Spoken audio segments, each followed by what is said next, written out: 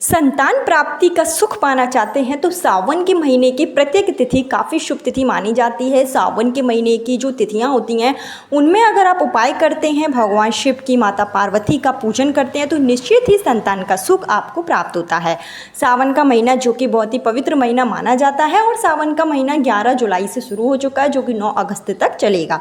ऐसे में सावन के महीने में पड़ने वाली जो हरियाली तीज जो है वो काफ़ी शुभ तिथि मानी जाती है। हरियाली तीज के दिन महिलाएं जो है अपने पति की लंबी आयु के लिए व्रत रखती हैं, सुख सौभाग्य के लिए, घर की समृद्धि के लिए। कुछ सरल से उपाय मैं आपको इस वीडियो में बताऊंगी जिससे कि आपके वंश की वृद्धि होगी, संतान प्राप्ति में जो बाधाएं आ रही हैं वो बाधाएं दूर होगी और पुत्र प्राप्ति की अगर आपकी चाह है तो हरियाली तीज के दिन आप यह उपाय जरूर करें। हरियाली तीज का दिन जो कि माता पार्वती और शिव जी के मिलन का दिन है और यह जो दिन है वो काफ़ी शुभ दिन माना जाता है। हरियाली तीज के दिन अगर आप 16 श्रृंगार करती हैं और आप विधि विधान से माता पार्वती की पूजन अर्चन करती हैं, उपाय करती हैं तो निश्चित ही आपके वंश की वृद्धि होती है, आपके घर में माँ लक्ष्मी का आगमन होता है और सुख सौभाग्य की आपको प्राप्ति होती है। तो ऐसे में आपको बता दें कि इस बार की जो हरियाली तीज है वो पड़ेगी 27 जुलाई को। 27 जुलाई को पड़ने वाली हरियाली तीज जो है उसमें रवि योग लगेगा जो कि काफ़ी शुभ योग माना जाता है और इस बार की जो हरियाली तीज है वो काफ़ी शुभ तिथि मानी जा रही है। तो ऐसे में हरियाली तीज के दिन आपको उपाय जरूर करना चाहिए। पति पत्नी मिलकर हरियाली तीज के दिन अगर उपाय करते हैं तो निश्चित ही संतान की प्राप्ति होती है। अगर संतान है और संतान के जीवन में कुछ कष्ट है, कुछ दुख है तो वो भी दूर हो जाता है। पुत्र प्राप्ति के लिए हरियाली तीज के दिन माता पार्वती, माँ भगवती की पूजा विशेष रूप से फलदायी मानी जाती है।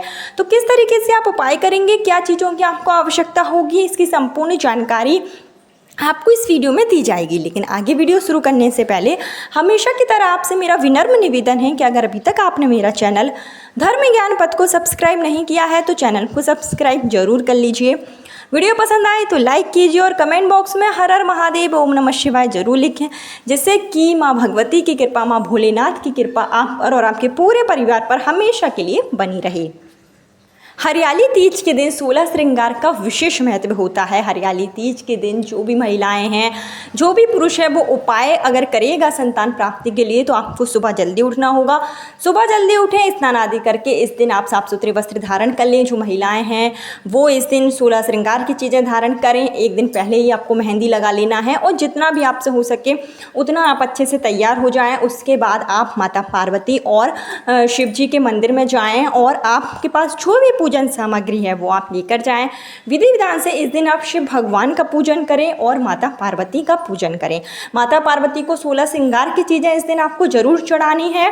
इसके साथ ही माता पार्वती को सिंदूर जरूर चढ़ाएं। जो सिंदूर आप चढ़ाएंगे वो थोड़ा सा सिंदूर आपको अपने मस्तक पर भी लगाना है, इससे अखंड सौभाग्य की प्राप्ति होती है। संतान प्राप्ति, पुत्र प्राप्ति के लिए जो आपको उपाय करना है वो आपको करना है हरी चूड़ियों से। तो इस दिन आपको करीब 1 दर्जन या फिर आप 24 जो है हरी चूड़ियाँ ले सकते हैं। नई आपको चूड़ी लेकर आना है और ये जो हरी चूड़ी रहेगी इसमें से जो 4 चूड़ियाँ हैं वो आपको माँ पार्वती को पूजा के दौरान आपको चढ़ा देनी है। जब आप पूजा करेंगे माँ पार्वती को और जो आप 16 श्रृंगार की चीज़ें चढ़ाएंगे उसमें आप हरी चूड़ी भी माँ पार्वती को चढ़ा दें और विशेष रूप से माँ पार्वती की पूजन अर्चन करें, मंत्रों का जाप करें। ओम उमा शंकराय नमः, ओम पार्वती प्रिय नंदनाय नमः, कृष्ण जो कि गणेश भगवान का मंत्र है इसका भी आप जाप कर सकते हैं। ओम नमः शिवाय का जाप कर सकते हैं, श्री शिवाय नमस्तुभ्यम का जाप कर सकते हैं। जो भी आपको माँ पार्वती का, शिव भगवान का मंत्र आता है उसका आप सच्चे मन से जाप जरूर करें।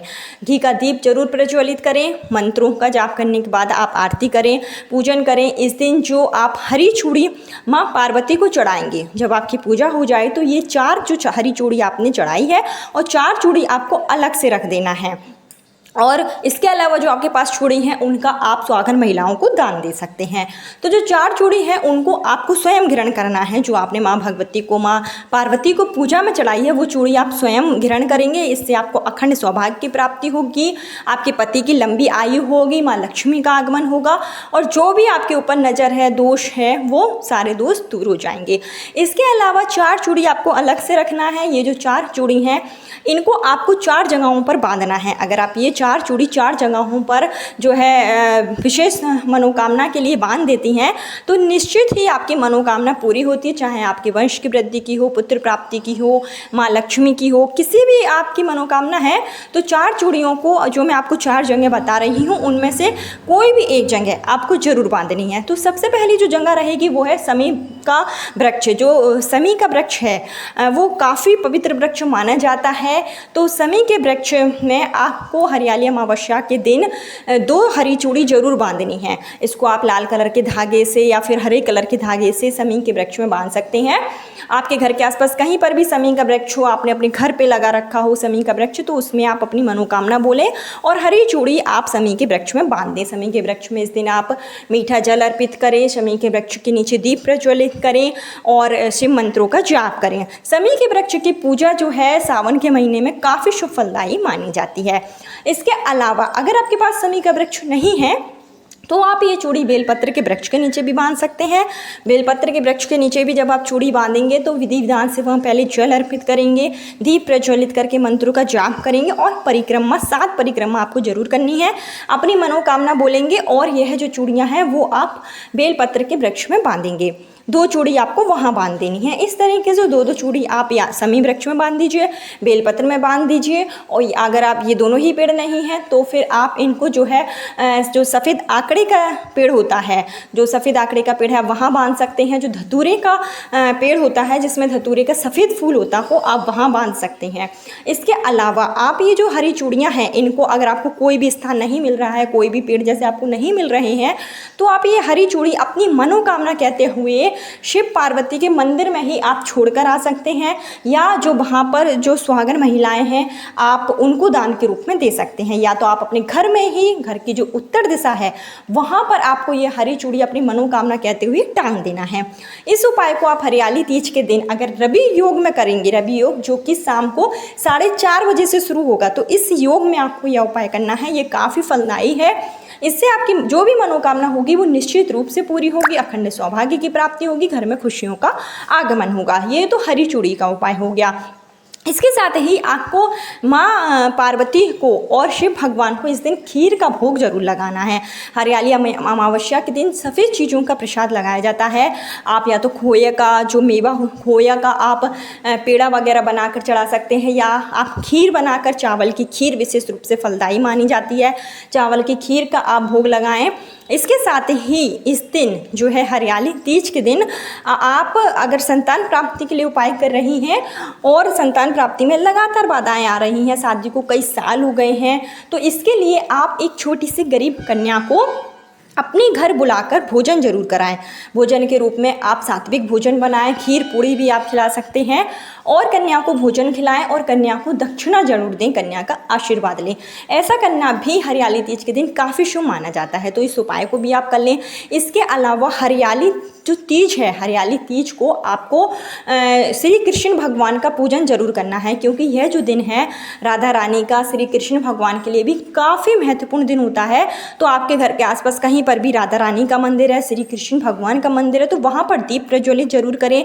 राधा रानी को आप इस दिन जो है 16 श्रृंगार की चीज़ें चढ़ाएं, लाल फूल आप उन्हें अर्पित करें। आपके घर में लड्डू गोपाल हैं तो लड्डू गोपाल को इस दिन आप नया झूला लाकर आप झूले में बैठाएं। हरी वस्तुओं को अर्पित करना है, हरे कलर की पोशाक आप उन्हें पहनाएं और इसके अलावा सफ़ेद फूलों से आपको जो है लड्डू गोपाल का श्रृंगार करना है, माखन मिश्री का भोग लगाना है, लड्डू गोपाल के सामने संतान गोपाल मंत्र का जाप करना है। ये भी काफ़ी लाभकारी माना जाता है। हरियाली तीज के दिन श्री कृष्ण भगवान का अपने घर में पूजन जरूर करें। आप चाहें तो आप सुबह के समय कर सकते हैं या तो आप शाम के समय कर सकते हैं। और जो शिव भगवान के आपको उपाय करना है, कोशिश करें कि यह उपाय आप प्रदोष काल में करें। जो मैंने आपको हरी चूड़ियों का उपाय बताया है उसको अगर आप प्रदोष काल में करेंगे 27 जुलाई हरियाली तीज के दिन, तो रवि योग भी रहेगा, काफ़ी शुभ योग है और हरियाली तीज है, काफ़ी महत्वपूर्ण दिन होता है सुहागन महिलाओं के लिए। तो आपको यह उपाय आप प्रदोष काल में ही करें। अगर नहीं कर पा रहे हैं प्रदोष काल में तो फिर आप सुबह के समय भी कर सकते हैं। अपने घर में कन्या को भोजन जरूर कराएं, दक्षिणा आप ज़रूर दें और कन्या का आशीर्वाद लें। सुहाग की जितनी भी आपसे हो सके चीज़ें तो सुहागन महिलाओं को दान जरूर करें। दान करने से पति पत्नी में आपस में प्रेम बढ़ता है। घर में जो भी लड़ाई का माहौल है तो वो लड़ाई झगड़ा जो है वो शांत हो जाता है। घर में सुख समृद्धि आती है। इस दिन आप स्वयं भी 16 श्रृंगार जो है आप श्रृंगार करें और सुहाग की सामग्री आप जरूर दान करें। इसके अलावा इस दिन आप गाय माता को हरा चारा जरूर खिलाएं। हरा चारा पति पत्नी में से कोई भी एक व्यक्ति जाकर अगर गौशाला में जाकर गाय माता को खिलाता है, इसके साथ एक रोटी लें, उसमें थोड़ा सा गुड़ रख लें। और यह भी अगर आप गौ माता को खिलाते हैं तो इससे विशेष कृपा आपके ऊपर होती है। सावन के महीने में हरियाली तीज के दिन गाय माता को हरा चारा खिलाने से आपकी जो मनोकामना है वो तो पूरी होगी ही, आपके ऊपर जो भी ग्रह दोष है वो भी दूर हो जाता है। तो गाय माता की आप हरियाली तीज के दिन सेवा जरूर करें। गाय माता को आप गुड़ में रोटी रखकर जरूर खिलाएं और हरा चारा आपको विशेष रूप से खिलाना है। जो आपने पूजा के दौरान खीर का भोग लगाया है, जो सफ़ेद चीज़ों का आपने भोग लगाया है माता पार्वती को, वो आपको उठा लेना है और इसको पति पत्नी दोनों को खाना है। इससे आपकी मनोकामना पूरी होगी, वंश की वृद्धि होगी, जो भी आपके ऊपर ग्रह बाधा है उसका निवारण हो जाएगा और आपको अखंड सौभाग्य की प्राप्ति होगी। तो 27 जुलाई शुभ दिन है, काफ़ी पवित्र दिन है और यह दुर्लभ योग माना जा रहा है। तो इसमें आपको उपाय जरूर करना है। कल फिर मिलती हूँ नए वीडियो नए उपाय के साथ। जब तक के लिए हर हर महादेव, ओम नमः शिवाय।